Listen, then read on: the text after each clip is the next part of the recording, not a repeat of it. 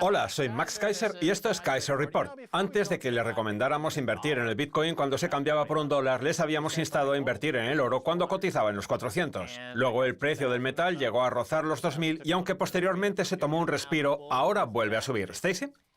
Sí, el oro vuelve a subir. ¿Y gracias a qué? Pues a los banqueros centrales y a todo el caos que han provocado con 14 billones de dólares en bonos con rentabilidad negativa frente a los 13 de tan solo hace un par de semanas y a los entre 7 y 8 del mes de diciembre. Vamos, que tenemos una situación de hiperinflación en los bonos con interés negativo. Y como contábamos el otro día, el doctor Michael Hudson cree que esos bonos llegarán a ofrecer un interés negativo de hasta el 25%. En fin, vamos a ver el siguiente titular de goldmoney.com. La razón del auge del oro.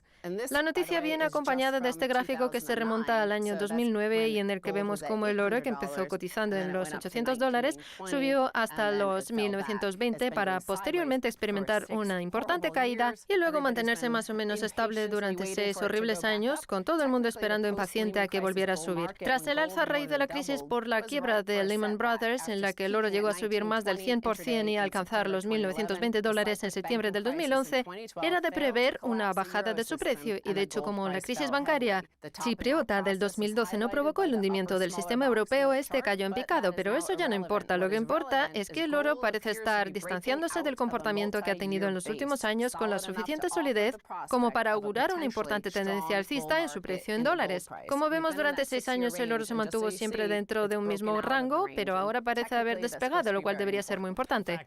A ver, Kaiser Report se emite desde hace 10 años en 100 países distintos. Y lo cierto es que en muchos de ellos el oro cotiza en máximos históricos, muy por encima de los récords anteriores.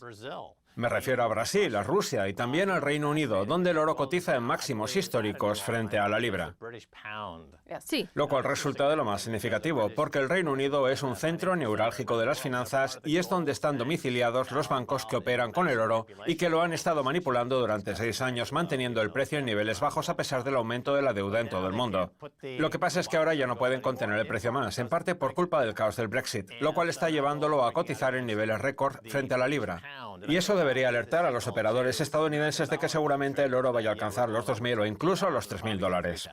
Sí, es verdad que el precio se ha mantenido prácticamente estancado en los últimos 6 años, pero eso no quiere decir que invertir en el oro no fuera la decisión correcta. De hecho, el propio Albert Edwards de Société Générale y gran defensor del oro ha decidido adoptar una posición larga respecto al metal, consciente de que llegará un momento en el que el sistema caracterizado por la inyección de dinero en los mercados bursátiles por parte de los bancos centrales y por la emisión de moneda para la compra de activos y de viviendas en todo el mundo acabará viniéndose abajo. Y cuando eso ocurra, cuando se venga abajo el actual sistema de bancos centrales y el dólar deje de ser la divisa de reserva mundial, lo mejor es estar cubiertos con el oro, como he hecho yo. Cuando sobreviene un colapso semejante, más vale estar protegido. Es el fin del neoliberalismo. Si el oro ha quedado en un segundo plano, ha sido por culpa del triunfo del thatcherismo y del reaganismo, que han instado a la gente a vender su oro para comprar activos financieros y apalancarlos en este nirvana de rentabilidades perpetuas sin riesgo. Lo que pasa es que ahora esa época toca a su fin. El neoliberalismo, el thatcherismo y el reaganismo son ya cosas del pasado. Y ahora nos adentramos en una nueva era de mercantilismo en la que los distintos países competirán de forma más agresiva, como sucede con China y Estados Unidos, con un oro que volverá a recuperar su papel preponderante y un dólar, la actual divisa de reserva mundial, que ya ha iniciado su espiral a la baja. En su libro, David Graeber dice que durante miles de años hemos tenido crédito, deuda, dinero fiat y oro. Y cuando se vuelve al oro es porque ya no se confía en el sistema. Una falta de confianza que se manifiesta en las guerras comerciales que tenemos en todo el mundo Así como en esta teoría de juegos en la que los países se tiran paroles los unos a los otros, como sucedió a finales de los 60 hasta que abandonamos la norma del oro en 1971, cuando el gobierno de Charles de Gaulle retó a Estados Unidos a que subsanara su déficit comercial con todo el oro que supuestamente tenía, y como está sucediendo ahora entre China y Estados Unidos. Y toda esta agitación e interacciones lo único que están haciendo es que China siga aumentando sus reservas de oro. Es el fin del neoliberalismo Sí. y de la globalización. Sí. Y el inicio de un periodo de desglobalización y de desdolarización. Mira, la globalización requiere confianza. Los países del G7 o del G20 confiaban los unos en los otros, con unos bancos centrales que han bajado conjuntamente los intereses para ayudar a los sinvergüenzas de los banqueros gánsteres a costa de los trabajadores. Pero ahora, esta tendencia está revirtiéndose. Claro que es el fin del neoliberalismo, además de una auténtica teoría de juegos. Lo que pasa es que los ciudadanos no se dan cuenta, seguramente porque estén muy ocupados con sus vidas o porque solo se informen a través de los medios de noticias por cable, que intentan venderles lo bien que les va. El caso es que si sabemos que el sistema fiat se viene abajo, ¿por qué no endeudarnos hasta las cejas, adquirir un montón de activos con esa deuda y construir infraestructuras? Porque si la deuda va a desaparecer igualmente, las empresas más endeudadas de Estados Unidos. El Departamento de Justicia de Estados Unidos acaba de aprobar la fusión entre T-Mobile, el tercer mayor operador inalámbrico, y Sprint, el cuarto, para lo cual esta última tendrá que vender sus marcas de prepago a Dish. Al margen de cómo influye esta fusión en la competencia y el precio de los servicios, está claro que creará un nuevo monstruo de deuda, porque T-Mobile tiene 37.400 millones de dólares de deuda a corto y largo plazo y Sprint 39.800. Entre ambas, la deuda asciende a los 77.200 millones. Vamos, que esta fusión convertirá a la empresa en la novena más endeudada de Estados Unidos. La primera es AT&T, cuya deuda a corto y largo plazo asciende nada más y nada menos que a 191.000 millones de dólares. Pues yo creo que los indicios del peligro son más que evidentes. Los bancos centrales han creado 13 o 14 billones de dólares en bonos con rentabilidad negativa, lo cual nos lleva a pensar, como sostiene Michael Hudson, que se trata de un jubileo de la deuda para los bancos centrales, quienes se ven incapaces de saldarla. Por ejemplo, si una persona compra un bono del Tesoro de Suiza con interés negativo, lo que eso significa es que el gobierno suizo está incumpliendo el pago de su deuda soberana. Y ahora las empresas van a hacer lo mismo. Las empresas han creado sus primeros bonos con rentabilidad negativa, que van a financiarse con la deuda de los bancos centrales, también con interés negativo. Como ya sucede en Europa. Sí, hasta los bonos basura. Sí. Pues lo que eso significa es que los únicos que van a pagar su deuda van a ser los estudiantes, las personas que tengan una hipoteca y los particulares. Por eso yo digo que existe un apartheid de las tasas de interés. Sí. Si uno recibe dinero gratis del Banco Central, entonces vivirá en el lado bueno de la ciudad. Pero si es de los idiotas que pagan intereses por sus deudas, entonces vivirá en un bantustán en el que además tendrá que cumplir la ley. Exacto, porque la deuda estudiantil no se puede condonar. Si un estudiante ha contraído una deuda de $150.000 para pagarse la carrera con pocas salidas, seguramente lo mejor que puede hacer es pedir prestados 75.000 millones y comprar con ellos una de estas empresas de telecomunicaciones endeudadas como AT&T, Verizon, Comcast o Charter Communications, porque cuando esas empresas se vayan a pique, esa deuda sí que se puede condonar. Bueno, es que por poder puede hasta trasladar sus $150.000 de deuda estudiantil a los accionistas, que son los que saldrán perjudicados de toda esta historia. Ahora bien, Estados Unidos es únicamente el 24º país con más deuda corporativa. El primero es China, cuyas empresas se endeudan a pasos agigantados. Hay quien lo ve como algo normal, como un síntoma de continuidad del neoliberalismo, de la globalización y del imperio estadounidense, con su dinero fiat, sus dólares, sus euros y sus yuanes. Pero lo cierto es que China está acumulando grandes cantidades de oro e instando a su vez a sus empresas a contraer miles de millones de dólares de deuda para comprar otras entidades y construir grandes infraestructuras por todo el país. Y eso solo tiene una explicación. Si China hace eso, es porque cree que el sistema fiat toca su fin, porque de lo contrario... Así es, y están comprando un montón de oro. Sí. Toneladas y toneladas de oro, igual que Rusia. Ambos países están preparándose para el estallido de la burbuja de la deuda y para el hundimiento del sistema Fiat, con un oro que pasará a cotizar en los 3.000 o 4.000 dólares. Ahí es donde reside el genio de Satoshi Nakamoto. De hecho, hasta el gobierno de Irán ha empezado a minar bitcoins, porque se ha dado cuenta de que para mantener su soberanía tiene que hacer algo distinto. Y como sabe que el mercado del oro está manipulado por Steven Mnuchin y Goldman Sachs, en lugar de optar por el metal, como han hecho China o Rusia, ha decidido dedicarse a minar bitcoins, en lo que constituye una brillante decisión. El fin del dólar empezó con la crisis financiera del 2008. Si recuerdas, la Rusia de Medvedev empezó a acumular oro. China, por su parte, habló de la necesidad de crear un sistema de reserva mundial, una especie de banco que sustituyera el sistema corrupto actual en el que una de las partes tiene la posibilidad de hacer trampas. Y Estados Unidos empezó a utilizar el sistema SWIFT como arma, que es algo de lo que Jim Rickards ya nos había alertado en este programa como algo inevitable. Pues bien, ahí fue justo cuando surgió el Bitcoin. En fin, como ven, estamos grabando el programa en Nueva York, lo cual significa que estamos durmiendo en un hotel y, por tanto, que vemos las noticias por cable, que no cuentan más que cotilleos de escalera. Cosas sin importancia que no influyen en nada en la vida de la gente, como las habituales declaraciones racistas y un tanto bravuconas de Trump, que suscitan una gran atención por parte de los medios, pero que al final solo sirven para distraernos de lo que de verdad importa, como el fin de la globalización o del estatus del dólar como divisa de reserva mundial. El caso es que Trump ha dicho que Baltimore está en la quiebra y que la situación allí es un desastre. Y tiene razón, porque esa es la realidad. Pues bien, vamos a ver un tuit de Lee Fang, periodista de The Intercept, conocido por su ideología liberal y de izquierdas. Los abogados de los hondureños que pretenden entrar en Estados Unidos justifican su búsqueda de asilo político en el alto índice de asesinatos de su país, 43 por cada 100.000 habitantes en el 2017, por culpa de las bandas. En Baltimore la cifra es aún superior, 57 por cada 100.000. Pocos políticos enfrentan esa crisis con sinceridad o compasión. Así es como están las cosas en Estados Unidos. Vamos, que a la vista de esas cifras, los ciudadanos de Baltimore bien podrían solicitar asilo político en otras zonas del país. Pues bien, ya que nos encontramos a las puertas del fin del sistema Fiat, ¿por qué no se ha pedido prestado $1 billón para ayudar a Baltimore a construir infraestructuras, casas hermosas y complejos residenciales? Porque si todo va a desaparecer, entonces no pasa nada por endeudarse un poco más. No es que los tenedores de bonos soberanos estadounidenses vayan a quedarse con lo que se construya.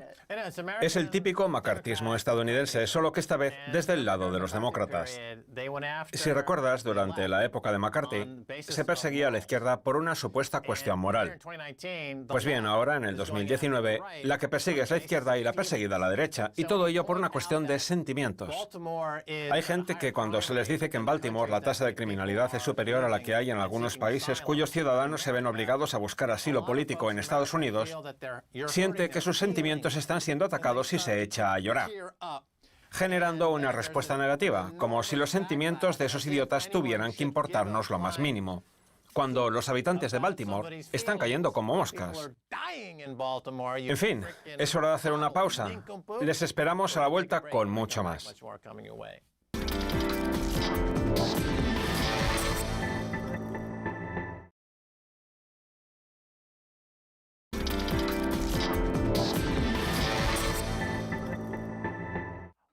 Bienvenidos de nuevo a Kaiser Report, soy Más Kaiser. En el mundo de la inversión, cuando alguien tiene una cartera muy buena, se dice literalmente que tiene una mano caliente.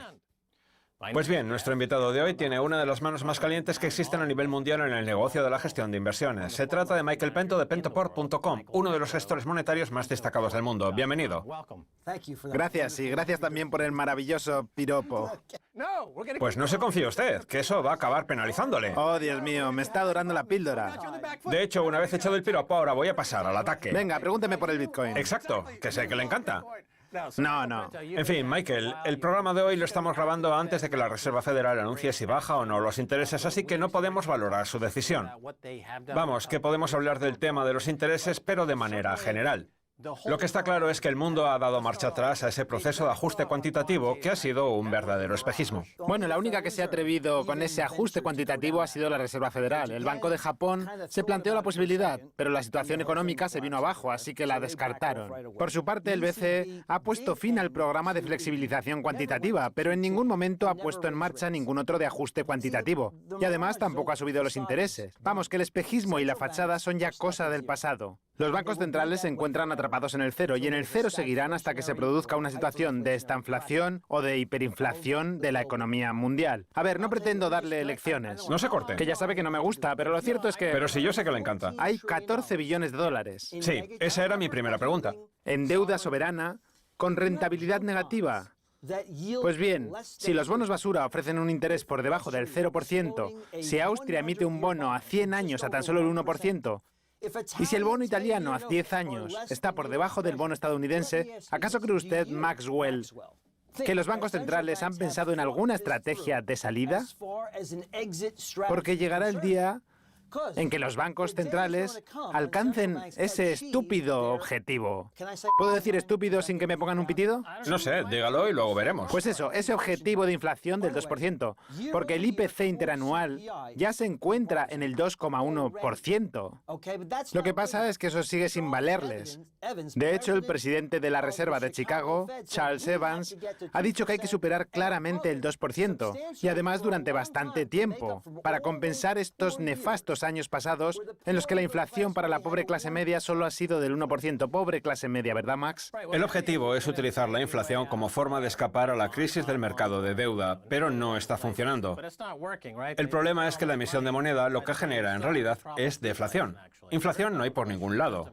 Hay una gran desinflación, Exacto. salvo en el precio de los activos. Así es, pero ¿qué diferencia hay entre que la deuda soberana de un país ofrezca un interés negativo y que el país esté incumpliendo el pago de su deuda? Ninguna, son dos formas distintas de incumplimiento. Sí, y el incumplimiento implica deflación. Una es implícita y la otra explícita. Efectivamente.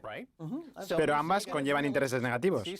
O sea, que el hecho de que la deuda soberana de un país lleve aparejado un interés negativo implica automáticamente que ese país está incumpliendo el pago de su deuda. Y eso se corresponde exactamente con la definición de deflación. Bueno, no en el precio del bono, donde hay una gran inflación. Pero si la rentabilidad de un bono disminuye, El principal, sí, eso sí. entonces eso implica una desaparición, una evaporación del capital. O sea que los estados soberanos cobran por emitir deuda, toda una anomalía, vamos. El caso es que los bancos centrales dicen luchar contra la deflación cuando en realidad están provocándola. Por un lado sí. ¿Me equivoco? A ver, para mí la deflación es una disminución de la oferta monetaria, que es algo que ocurrió durante un tiempo, pero que... Pero con los intereses negativos el dinero se evapora y eso es deflación. Se trata, pues, de una política claramente deflacionista, a pesar de que supuestamente el objetivo sea crear inflación. Max, el ajuste cuantitativo y la consiguiente destrucción de 600.000 millones de dólares en activos de los bancos centrales es lo que se corresponde justo con la definición de deflación. Ahí está, en mi opinión, la raíz del problema. Por ejemplo, fíjese en el mes de diciembre del 2018. No se vendió ni un solo bono basura. Eso es deflación. O sea, que las palabras no se corresponden con los hechos. Dicen hacer una cosa, pero luego las políticas son muy distintas. Max, ¿cuándo fue la última vez que un banquero central acertó en algo? Paul Volcker, en 1980. Eso es. Gracias. Muchas gracias. De nada, acabo de ganar 2 puntos. En fin, si al principio de la entrevista decía que tiene usted una mano caliente, es porque ha estado usted al acecho, como un tigre oculto, un búho loco. ¿Se llama así la película? El tigre y el dragón, creo. Comprando oro. Y ahora por fin el oro empieza a despegar, así que imagino que estará contento. Sí que lo estoy, sí. Tengo una posición del 20% en metales preciosos físicos y me alegro de tenerla. ¿Y qué evolución espera? A ver, vivimos en un momento en el que los intereses nominales se encuentran en terreno negativo y en el que la Reserva Federal es la única que ofrece un interés positivo. Lo que pasa es que ahora les ha entrado el miedo, porque recuerde que tienen que alcanzar el 2% de inflación. ¿Y cómo calcula la inflación el Banco Central? Pues con un coeficiente de deflación del consumo privado, que es el peor de todos. Por ejemplo, no se puede decir que haya deflación en el mercado bursátil y tampoco en el mercado de deuda. Donde hay deflación es en el principal, pero no en el precio de los bonos. O sea que tenemos un gran nivel de inflación en el precio de los activos, con un patrimonio familiar que nunca había sido tan alto, 535% del PBI frente a la media del 370%. Y la capitalización total del mercado se sitúa en el 148% del PBI, Max, cuando debería ser del 70%. Vamos, que algún día va a acabar habiendo inflación por encima de ese 2%, incluso siguiendo el método que utilizan los bancos centrales de todo el mundo para calcularla. Y ahí es cuando se verán obligados a anunciar el fin del programa de compra de bonos. Pues bien, ¿qué pasará ese día con los bonos basura con rentabilidad negativa? ¿Acaso se lo han planteado? Pues claro que no. Porque sabemos que la Reserva Federal pretende bajar los intereses hasta el 0%. Lo único que parece importarles es que siga subiendo el precio de los activos, acabar con la clase media y crear unas desigualdades económicas muy difíciles de subsanar. Yo creo que piensan que pueden llevar a cabo una demolición controlada. Sí, y eso... De forma que la evaporación de capital en el mercado de deuda no se traduzca en una crisis de divisas, que es lo que en último término pretenden evitar. ¿Pero podrán lograrlo? A ver, todas las divisas están desplomándose frente a los metales preciosos físicos. Pero imagine que de golpe la gasolina pasa de costar poco más de $1 el litro a más de 3. Creo que entonces tendremos una estanflación jamás vista. Ese es mi mayor temor. Mire, la Reserva Federal nos había dicho que las cosas iban a volver a la normalidad, que las medidas de urgencia que se tomaron tras la gran recesión eran temporales y que la inflación volvería a subir hasta el 2% según su forma de calcularla. Y lo mismo dijo el BCE por boca de Mario Draghi. Por eso se suponía que el Banco Central de Estados Unidos subiría los intereses y descargaría su balance general. El problema es que la mayoría de la deuda que han adquirido los bancos centrales se ha monetizado de forma permanente, a pesar de lo que decían de que eso no ocurriría jamás. De hecho, hace años, el señor Fisher de la Reserva Federal dijo que Estados Unidos no era una república bananera y que, como tal, jamás emitiría billones de dólares ni monetizaría la deuda pública. Pues bien, eso es justo lo que han hecho. Pero no de manera oficial, no, a escondidas. Y ahora pretenden hacerlo de nuevo. Pues eso podría crear una crisis de divisas, que es lo que les reprochamos precisamente a las llamadas repúblicas bananeras, que como sus divisas no dejan de caer, se ven obligadas a restablecer su valor constantemente y añadir más ceros a los billetes, porque monetizan la deuda. Cuando se empezó a poner en marcha el programa de flexibilización cuantitativa, que es otra forma de monetizar la deuda, se decía que sería algo temporal, pero ahora se ha convertido en permanente. Exacto. Es una auténtica monetización de la deuda. Eso es. Y con esta inflación volveríamos a los 70, con una subida de los precios acompañada de una contracción económica. En eso consiste esta inflación. Sí, sí. Ahora se dice que como la divisa se viene abajo, los precios van a subir, pero esa subida no viene acompañada de un aumento proporcional de los salarios ni de la actividad económica. Exacto. De hecho, la economía se contrae a la vez que suben los precios. Por eso podemos hablar de esta inflación, un fenómeno que no teníamos desde los horribles años 70, caracterizados por una marcada tendencia a la baja, hasta que llegó 1980 y la tendencia se revirtió. Después de que acabaran con la inflación. Fue Volcker el que lo hizo, como mencioné antes, estabilizando el valor del dólar y dando lugar a 6 o 7 magníficos años para los mercados. Pues ahora hay 2 generaciones enteras en Wall Street y en la economía real que jamás han vivido de forma constante y durante al menos 10 o 15 años una tendencia a la baja ni en el mercado bursátil ni en el mercado de deuda. ¿En términos nominales? Sí. Porque en términos reales están siendo aniquilados. Fíjese, por ejemplo, en lo que está pasando en China, cuyo mercado bursátil tocó techo en el 2007. O lo que ocurrió en Japón en 1989, que fue más de lo mismo.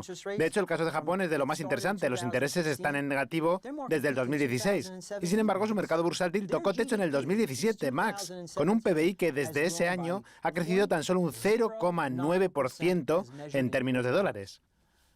¿Qué pasa? ¿Que acaso no quedan personas cuerdas en este mundo que cuestionen lo que está pasando? Porque hay muy pocas que lo hagan. Por eso me gusta venir a su programa, porque ustedes cuentan la verdad. Y la gente tiene que asumir que lo que nos espera es una situación de estanflación intensa.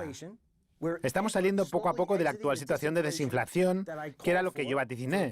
Por eso les ha ido también en los últimos años a los bonos, los servicios básicos y las acciones generadoras de renta de nuestra cartera, para pasar dentro de poco a una situación de estanflación. Y en una situación de estanflación hay muy poca gente que sepa cómo ganar dinero, pero van a tener que aprender. Y claro que los bonos basura no son una opción. JP Morgan ha comunicado a sus clientes de banca privada que el dólar está a punto de perder su estatus de divisa de reserva mundial, recomendándoles que dejen de invertir en él y que se expongan más al oro. Vamos, que el banco defiende lo mismo que usted. Supongo que será porque se han hecho con una copia del informe Pento. Y ahora lo publican como si fuera suyo. ¿Piensa demandarlos por no respetar sus derechos de autor? Debería. Parece que Jamie Dimon se ha leído su informe y ha reproducido su contenido ante sus clientes de banca privada, lo cual demuestra que no ha trabajado ni un solo día de su vida. De acuerdo, déjeme que le haga una pregunta. Sí. La pregunta es la siguiente. ¿Cómo definiría usted la estabilidad de precios. ¿Cómo la definiría? Pues como estabilidad del poder adquisitivo de la divisa, que es algo que, por cierto, se publica todos los días en el periódico en los Países Bajos, en plan, el poder adquisitivo de nuestra divisa ha subido o ha bajado tanto. Anda, frente a una cesta de productos, ¿no?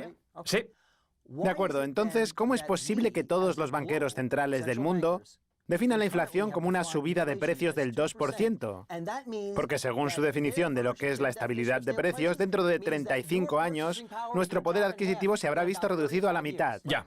¿Por qué aceptamos eso? Pues porque han renunciado a su mandato, que es el de servir como prestamistas de último recurso para convertirse en compradores de primer orden y así poder rescatar a sus amigos de Wall Street. Y comprar bonos basura para que se aprecie el principal y vendérselos a los más tontos antes de que todo se venga abajo. El Banco Central, de lo que debería servir, es de barrera, digámoslo así, de parachoques. Para prestarles dinero a un interés reducido a los bancos en dificultades. Sí, No para inflar el mercado bursátil o el mercado de la vivienda. no. O evitar que tengamos una recesión. O tener un apalancamiento de 50 o 60 a 1. Vamos, que se ha convertido en un gran fondo de cobertura. Jerome Powell no difiere en nada de cualquier gestor de fondos de cobertura. Con la salvedad de que puede crear su propio dinero. Michael Pento, gracias por haber estado en Kaiser Report. Siempre es un placer, Max. Muy bien, esto es todo por hoy en Kaiser Report. Somos más Kaiser, este es Herbert. Quiero dar las gracias a nuestro invitado Michael Pento de pentaport.com. Si quieren, escríbanos un tweet a Kaiser Report. Hasta la próxima. Adiós.